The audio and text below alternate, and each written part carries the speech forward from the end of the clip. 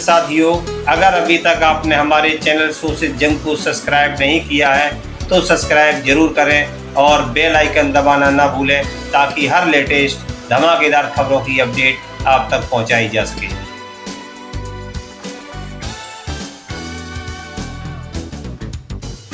जय हिंद साथियों, आपको महाड़ का सत्याग्रह तो याद ही होगा, जिसे चौदार तालाब सत्याग्रह और महाड़ का मुक्ति संग्राम के नाम से जाना जाता है।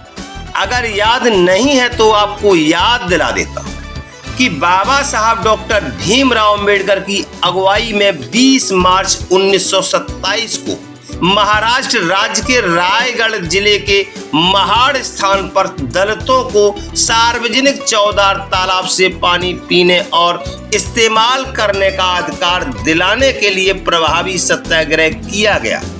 यह आंदोलन मानव अधिकारों की लड़ाई थी और यह बाबा साहब डॉक्टर भीमराव अंबेडकर के सार्वजनिक जीवन का पहला आंदोलन। पशु पक्षी जानवर तो तालाब का पानी पी सकते थे, लेकिन दलित पानी नहीं पी सकते थे। ऐसी थी व्यवस्था जिसको कुचलने के लिए बाबा साहब को संघर्ष करना पड़ा। इस आंदोलन के जरिए दलितों को सार्वजनिक चौदार तालाब से पानी पीने और इस्तेमाल करने का अधिकार मिला था। इस आंदोलन के जरिए सामाजिक, धार्मिक, नागरिक और आर्थिक मामलों में समान उपलब्धि का मकसद हासिल किया गया।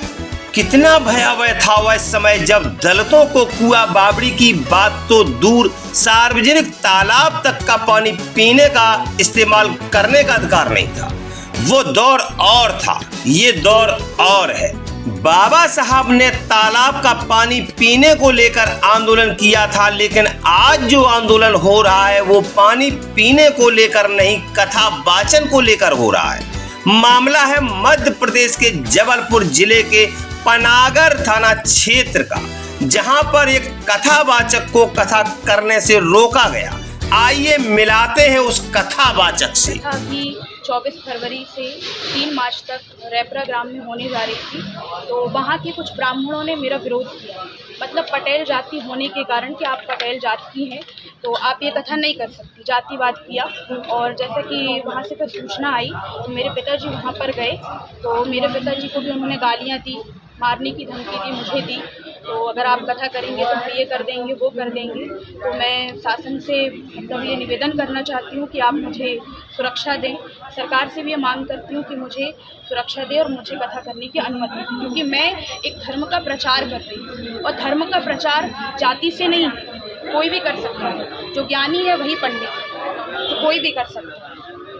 बस मैं इतना ही कहना चाहूँगी, आप लोग मेरा सभी सपोर्ट करें। ग्राम के समस्त लोगों ने विरोध किया है कि कुछ लोग? कुछ ब्राह्मणों ने विरोध किया है। जी हाँ साथियों, इन कथावाचक का नाम है देविका किशोरी, जो ओबीसी समुदाय के पटेल जाति से ताल्लुक रखती है। इनका आरोप है कि इनको बलपूर्वक कथावाचन करने से रोका गया और अपशब्दों का प्रयोग करते हुए धमकी दी गई।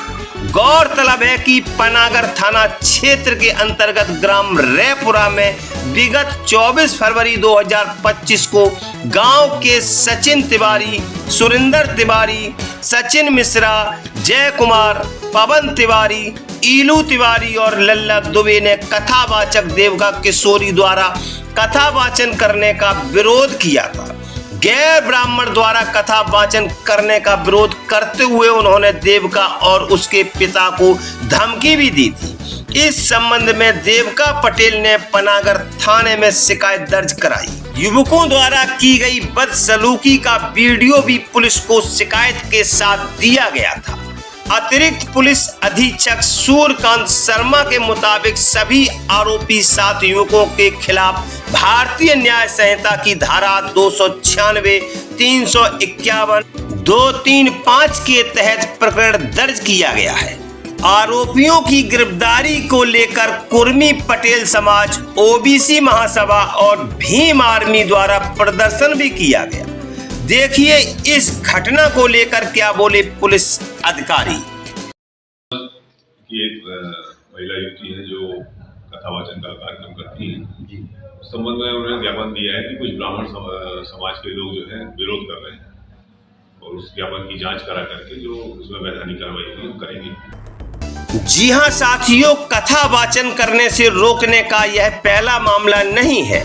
इससे पहले भी कई बार अलग अलग जगह पर अपने आप को उच्च वर्ग का कहने वाले लोगों द्वारा ओबीसी समाज के कथावाचकों को कथा कहने से रोकने का प्रयास किया गया है। आपको छत्तीसगढ़ की यामिनी साहू के साथ घटित हुई घटना तो शायद याद ही होगी। अगर नहीं है तो आपकी जानकारी के लिए बता दूं कि छत्तीसगढ़ के महासमुंद में कथावाचका और महिला साहू समाज की प्रदेश अध्यक्ष यामिनी साहू को फोन पर अलग अलग समय में अलग अलग फोन नंबर से धमकी मिली थी। कॉल करने वालों ने उन्हें भागवत कथा नहीं करने की चेतावनी दी थी। साथ ही कहा था कि एक स्त्री को व्यास मंच पर बैठकर कथा कहने का अधिकार नहीं है। यामिनी साहू ने मामले की शिकायत एसपी से की थी। इसके बाद उन्हें पुलिस की ओर से सुरक्षा उपलब्ध कराई गई थी। बड़ा सवाल यह है कि क्या कथा वाचन करने का अधिकार एक समुदाय विशेष को ही है? क्या किसी दूसरे समुदाय विशेष के लोग कथा वाचन करने के अधिकारी नहीं है? जहां एक ओर जातिवाद की करो विदाई, हिंदू हिंदू भाई भाई का नारा दिया जा रहा, घर घर भगवा छाएगा राम राज फिर आएगा का नारा दिया जा रहा, हिंदू राष्ट्र बनाने की बात हो रही है, राम राज लाने की बात हो रही है, वहीं दूसरी ओर जहां जाति देखकर सम्मान दिया जाता हो, जहां जाति देखकर अपमान किया जाता हो, जहां ऊंच नीच छुआछूत की भावना लोगों के दिलो दिमाग में रची बसी हो, ऐसे में कैसे हिंदू राष्ट्र की कल्पना की जा सकती? इस घटना को लेकर आपका क्या कहना है कमेंट बॉक्स में अवश्य लिखें। और अगर अभी तक आपने हमारे चैनल शोषित जंग को सब्सक्राइब नहीं किया है तो सब्सक्राइब जरूर करें और बेल आइकन दबाना ना भूलें ताकि हर लेटेस्ट धमाकेदार खबरों की अपडेट आप तक पहुंचाई जा सके।